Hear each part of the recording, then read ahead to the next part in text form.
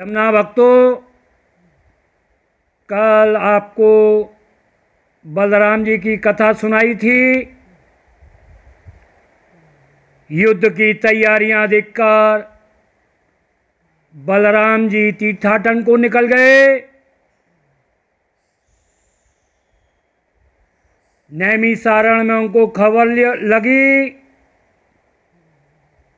उसके बाद वो हस्तिनापुर गए और दुर्योधन को समझाया, किंतु दुर्योधन नहीं माना। भगवान पुनः द्वारका आ गए और वहां से पुनः नैमिषारण्य चले गए, जहां भगवान ने ऋषि मुनियों को ज्ञानोपदेश दिया। और आज की कथा में द्वारका में राधा कृष्ण का मिलन का वर्णन है। आप लोग सुनिए। पुराणों में ब्रह्म वैवर्त पुराण में राधा का उल्लेख है। भक्ति प्रधान होने के कारण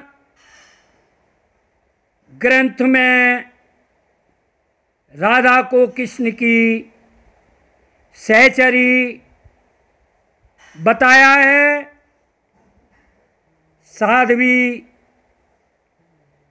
संबोधन किया है कि तुम श्री हो, और जब तुम संयुक्त हो जाती हो तभी श्री कृष्ण कहलाए जाते हैं। एक दिन श्री कृष्ण बिरजा तथा श्रीदामा के साथ निकुंज में एकांत में बैठे थे। राधा रानी श्याम को ढूंढती हुई निकुंज में आई और बिरजा के साथ कृष्ण को देखकर क्रोध में भर प्रभु का अनादर करने लगी। सखा श्रीदामा को सहन नहीं हुआ। राधा से बोले, करोड़ों शक्तियां श्री कृष्ण के चरणों में लेट लगाती हैं। राधा ने जवाब दिया, हे मूढ़, माता का अपमान और पिता का मान करता है, तू ब्रह्म राक्षस होगा। इस पर श्रीदामा भी क्रोधित थे और बोले, तुमने अकारण श्राप दे दिया है। तुम्हारा भी श्री कृष्ण से 100 वर्ष का वियोग होगा। विश्वानंदिनी भयभीत होकर विलाप करने लगी। दशा को देखकर श्याम सुंदर बोले, ये मेरे भक्त का शाप है। भक्त का शाप को दूर नहीं करता और आपको वियोग में दर्शन देता रहूंगा। गोपियां विरह के बाद राधा कृष्ण से मिलने द्वारका पहुंची और रुक्मणी हरि से पूछती है, अरे हरि सो पूछती रुक्मणी, इनमें कौन है विषभान किशोरी।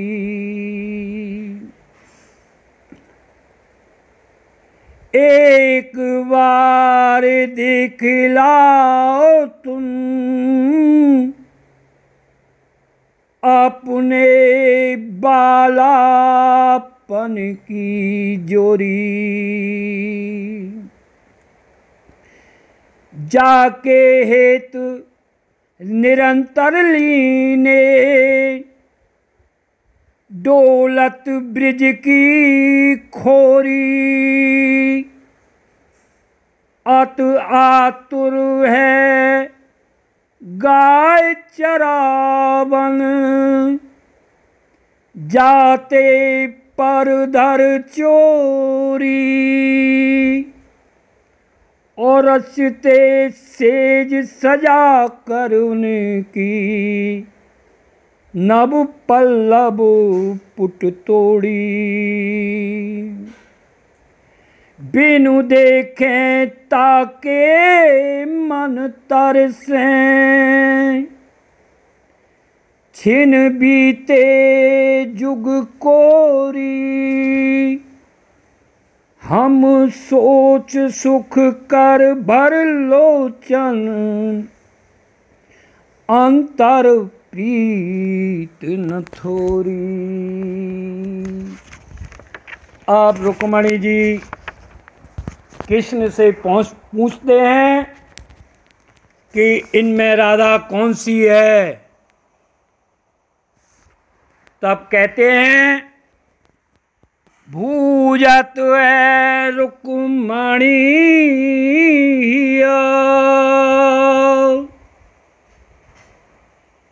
इनमें कौन विसुवान किशोरी। अनेक हमऊ दिखाओ तुम, अपने बालापन की जोरी। परम चतुर जिनकी ने मोहन, अल्प बहस है थोड़ी। और बार बार जो ये पढ़ो, बुद्धि बल कल विद चोरी। जाके गुण गान ग्रंथत माला, कबहु न उड़ते छोड़ी। और मनसा सुमरन रूप ध्यान, और दृष्टिन इतु तुम मोरी।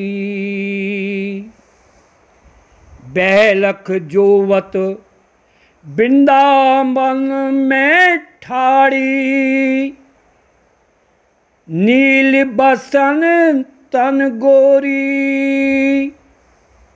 भक्त कहें मेरो मन बाकी, चितवन बंक हरौरी। द्वारका में रुक्मणी राधा जी से ऐसे मिलती हैं जैसे बहुत दिनों से बिछड़ी एक बाप की बेटी हैं। एक स्वभाव, एक व्यय, दो दो हरि की प्यारी, एक प्राण मन, एक दोनों को तन कर दीखती न्यारी। निज मंदिर ले गई रुक्मणी, और पहनाई विद ठानी। भक्त प्रभु तहाँ पग धरें, जहाँ दो खड़े ठकुरानी। अब भगवान राधा माधव का भेंट होता है। राधा माधव माधव राधा, क्रीट भृंग गत है जुगई। और माधव राधा के रंग राचे, राधा माधव रंग में रंग गई। राधा माधव प्रीत निरंतर, रसना कर सो कही न गई, हंस के कहो हम तुम नहीं अंतर, ये कह के उन ब्रिज पठई। कृष्ण प्रभु राधा माधव ब्रिज बिहार नित नई नई। राधा की स्थिति दयनीय थी। चिंता विषाद की रेखा स्पर्श भी नहीं कर सकती थी। मनमोहक मुरलीधर श्री कृष्ण की मूर्ति खिले कमल की तरह प्रसन्न थी। कालिंदी कुल से थोड़ी दूर स्थित करील कुंज में ही अधिकांश समय व्यतीत करती थी और रोज नित्य कर्म से निवृत्त हो यमुना जल में स्नान संपन्न कर प्रिय कुंज में आकर बैठ जाती। अपने अस्तित्व का भी सुध नहीं रहता था। पत्ती पत्तों फूली फलों में श्री कृष्ण की स्मृतियाँ ही चिपकी पड़ी हैं। हर झाड़ी में, हर फूल के अंदर उसे बंसी वादक नील पद्म छवि की झलक मिलती रहती है। रात्रि को कालमा पूरित कर देती थी और आकाश में नक्षत्र फूल पत्तों की छवि नहीं उभार पाते थे। दिव्य पर्यंत दर्शन में ही लगी रहती थी। धीरे धीरे मधुवन से बाहर निकलती और नंद भवन में प्रस्थित होती हैं। उसे पता नहीं था कि वह श्री कृष्ण के वियोग का शिकार है। सर्वत्र कृष्ण के दर्शन होते थे। अब वृंदावन में बाबरी गोपी के नाम से विख्यात है। जय यमुना मैया की।